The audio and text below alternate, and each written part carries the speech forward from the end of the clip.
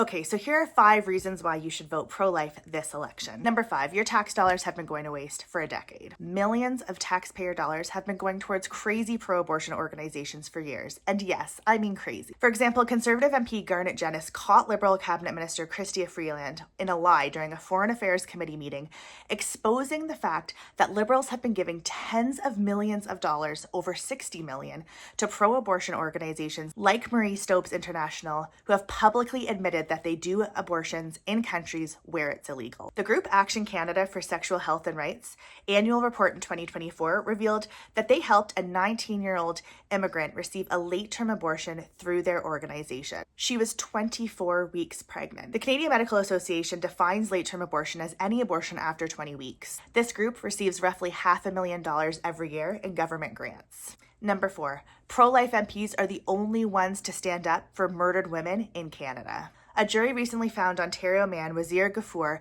guilty of first-degree murder after he beat and strangled his pregnant girlfriend after she refused to get an abortion. He beat and strangled her because she would not get an abortion to elicit an abortion. He then dumped her lifeless body in a wooded area in the northern Bruce Peninsula.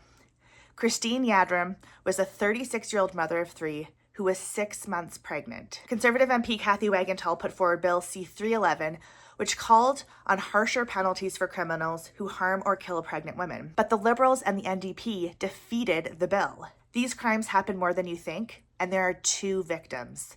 These violent criminals should pay for 2 offenses. Number 3, public policy should reflect public opinion, so let's elect those who think so too. A recent 2020 poll showed that the majority of Canadians in every province, including Quebec and Atlantic Canada, want restrictions on abortion. Canadians do not agree with abortion on demand until birth that we have in Canada.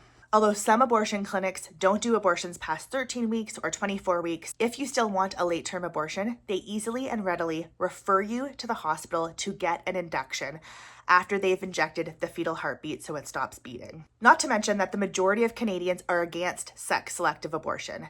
That means abortions that happen purely because the fetus is female. That is gendercide. In fact, a One Persuasion poll showed that 61% of those who voted for the Bloc Québécois in the 2019 federal election were more likely to vote for a political party that promised to legally restrict sex-selective abortion. So let's get it done. Number 2, the people are the power. Some conservatives and most left-wing politicians and even the media try to ram it down your throats that abortion is not an election issue. It hasn't been an issue for years. In fact, one conservative pundit even called it a zombie issue. And yet, if you're a conservative who sit on your board of directors, if you go to convention, if you're a conservative candidate who is running in the upcoming election, you know that it's an issue because you know you have several volunteers, the majority of volunteers in some offices, that are purely helping you door knock and helping you win this election because you are pro-life and because they are pro-life, and that's their number one issue. There's several pro-life policies that the grassroots conservative movement have passed at conventions in previous years. They say that the Conservative Party supports conscience rights for doctors, nurses, and others who refuse to participate in or refer their patients for abortion, assisted suicide, or euthanasia. There's a maternal health policy that says abortion should be explicitly excluded from Canada's maternal and health program in countries where Canadian aid is delivered, since it is extremely divisive and often illegal.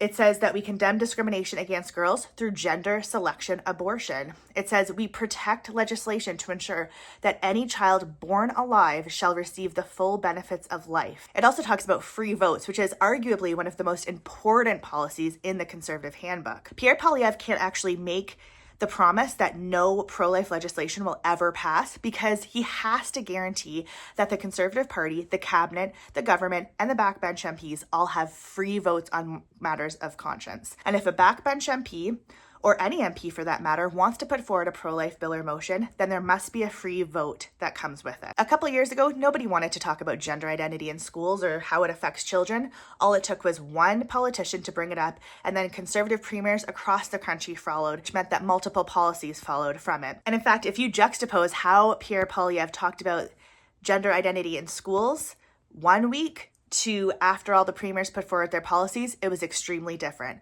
At first, he said the provinces are the ones who have to deal with it, and he didn't really want to take any questions, and then he came out strongly in support of it. That's because the people have the power. Those against mandatory vax passes were labeled fringe extremists, yet their persistence paid off and helped leaders like Danielle Smith and Pierre Poilievre win their leadership races because they supported that movement. If Canadians want an issue to be brought up politically, then we have to elect politicians who will do just that. Keyword elect. The carbon tax and Trump's tariffs have to take a back seat this election until enough pro-life MPs are elected that will pass laws to protect women and their unborn babies. Some people ask, is this really the hill we want to die on?